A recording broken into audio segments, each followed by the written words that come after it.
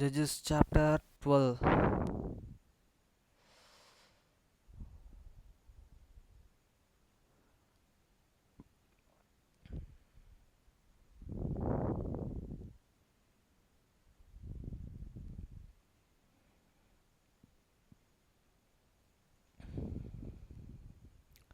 Verse 1 to 15. நியாயாதிபதிகள் 12 அதிகாரம் 1 முதல் 15 வரைக்கும். எப்ரேம் மனுஷர்கள் ஏகமாய் கூடி வடக்கே புறப்பட்டு போய் ஏபோத்தாவை நோக்கி, எங்களை உன்னுடன் கூடயே வரும்படி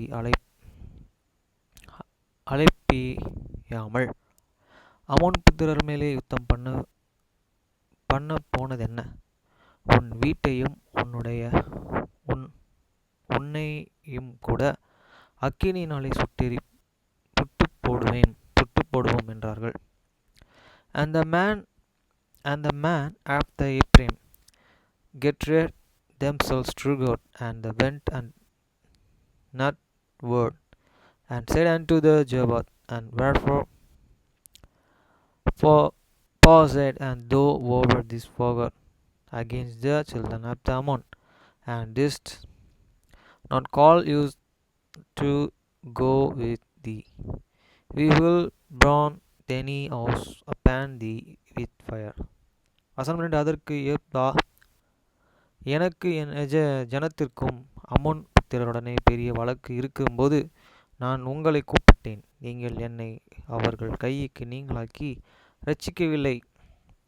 And Joab said unto them, I and my peoples were at great strife with these children of the Ammon. And when I called on you, he delivered me not out of their hands. வசனம் 3. நீங்கள் என்னை ரட்சிக்கவில்லை என்று நான் கண்டபோதோ நான் என் ஜீவனை என் கையிலே பிடித்து கொண்டு அம்மோன் புத்திரருக்கு விரோதமாக போனேன். கர்த்தர் அவர்களை என் கையிலே ஒப்புக் கொடுத்தார். அப்படி இருக்க நீங்கள் என் மேலே யுத்தம் பண்ண இன்று என்னிடத்திற்கு வர வேண்டியது என்ன என்று சொன்னான். And when I saw that he delivered me not, I put my life in my hands and passed over against the children of the Ammon, and the Lord and delivered them in their hands. And wherefore then herein come upon me these days to forget against me. வசனம் 4. பின்பு எப்தா கீலியாத் மனுஷரை எல்லாம் கூட்டி எப்ரேமியோடும் யுத்தம் பண்ணினான். எப்ரேமுக்கும் மனாசேக்கு நடுவே குடியிருக்கிற கீலியாத்தியரனே, நீங்கள் எப்ரேமை விட்டு ஓடிப்போனவர்கள் என்று எப்ரேமியர் சொன்னபடியினால் கீலியாத் மனுஷர் அவர்களையும் முறியடித்தார்கள். Then Jephthah gathered together and all the men of the Gilead, and fought with Ephraim. And the men of the Gilead smote Ephraim, because they said, He Gileadites are fugitives, Ephraim and among the Ephraimites, and among these Manassites.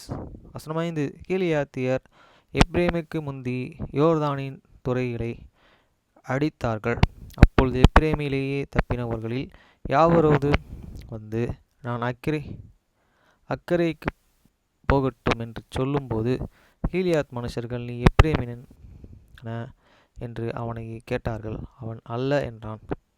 And Gileadites and took this passage after Jordan before the Ephraimites.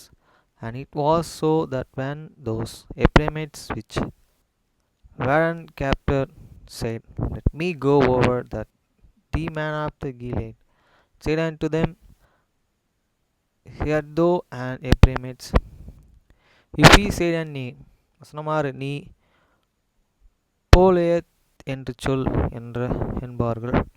அப்பொழுது அவன் அப்படியே உச்சரிக்க கூடாமல் சீப்லோல் என்பான். அப்பொழுது அவனை பிடித்து யோர்தான் துறையிலே வெட்டி போடுவார்கள்.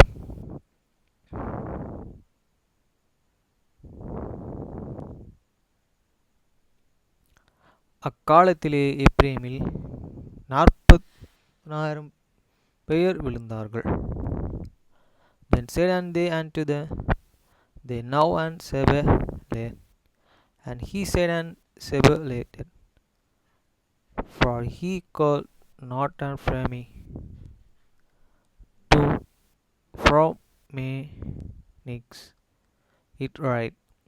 Then they took him and slew him that the passage of the Jordan, and there fall at that time of the Ephraimites 40 and 2,000. வசனமேலு எப்தா இஸ்ரவேலை 6 வருஷம் நியாயம் விசாரித்தான். பின்பு கீலியாத்தனான எப்தா மரித்து கீலியாத்தில் உள்ள ஒரு பட்டணத்திலே அடக்கம் பண்ணப்பட்டான். And Jephthah judged on Israel and 6 years then and did die. Jephthah son he Gilead and was buried in one of the cities of Gilead. வசனமிட்டு அவனுக்கு பின்பு எப்தா பெத்தேலிகேம் ஊரானாகிய இப்சான் இஸ்ரவேலிலே நியாயம் விசாரித்தான். And after him Ibzah of Bethlehem judged Israel. வசனம் 9. அவனுக்கு 30 குமாரரும் 30 குமாரத்திகளும் இருந்தார்கள். 30 குமாரத்திகளையும் புறத்திலேயே விவாகம் பண்ணி கொடுத்தான். தன் குமாரர்களுக்கு 30 பெண்களை புறத்திலேயே கொண்டான். அவன் இஸ்ரவேலிலே 7 வருஷம் நியாயம் விசாரித்தான்.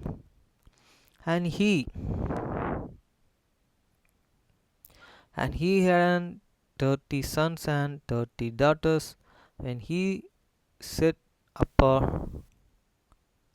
and took in 30 daughters for the abode for the sons, and we judged Israel 7 years. வசனம் 10. பின்பு இப்சான் மரித்து பெத்லகேமிலே அடக்கம் பண்ணப்பட்டான். And died Ibzah and was buried, that is Bethlehem. வசனம் 11. அவனுக்கு பின்பு செபுலோனின் நாணகிய ஏலேன் இஸ்ரவேலின் நியாயம் விசாரித்தான்.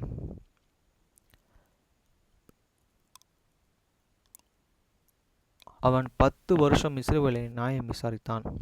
And after him Helen and Zebulun judged on Israel, and he judged on Israel then 3 years. வசனம் 12. பின்பு செபுலேனியனாகிய ஏலேனின் மரித்து செபுலேனின் தேசமான ஆயிலின் ஊரிலே அடக்கம் பண்ணப்பட்டான். And Helen the Zebulunians died and was buried in the Ajelian in the country of the Zebulun. வசனம் 13. அவனுக்கு பின்பு இல்லேலின் குமாரனாகிய பிரத்தேனியான அப்தான் இஸ்ரவேலின் நியாயம் விசாரித்தான். And after him Abdon, the sons of the Ilili, a Pretanian, judged on Israel. வசனம் 14. அவனுக்கு 40 குமாரரும் 30 பேரப்பிள்ளைகளும் இருந்தார்கள். அவர்கள் 70 கழுதைகளின் மேலே ஏறுவார்கள். அவன் இஸ்ரவேலையே 8 வருஷம் நியாயம் விசாரித்தான்.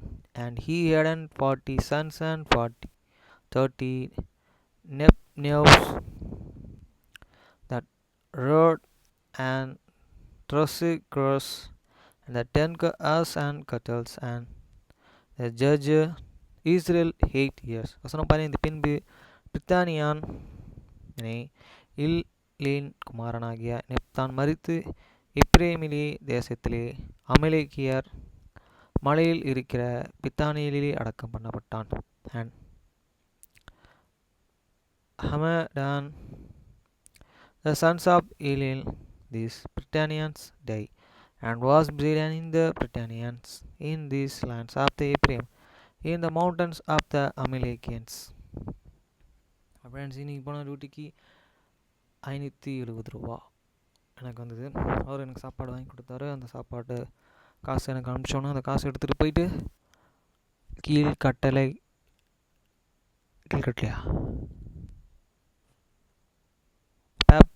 காகிதமில் காலேஜ் முன்னாடியே ஒரு இடம். கீழ்கட்டில் தாண்டி நேராக வரும்போது ஃபாரஸ்ட் ஏரியா, அந்த இடத்துல ஒரு நம்ம வீட்டு சமையல் கடை, ஒரு கிறிஸ்டின் கடை. அவங்க கோடம்பாக்கத்தில் இருக்க ஒரு சர்ச்சுக்கு போயிட்டு இருக்காங்க, எலியாவா சொன்னாங்க. அவங்க கடையில் சாப்பிட்டுட்டு கூகுளில் 5 ஸ்டார் போட்டுவிட்டேன் உங்களுக்கு.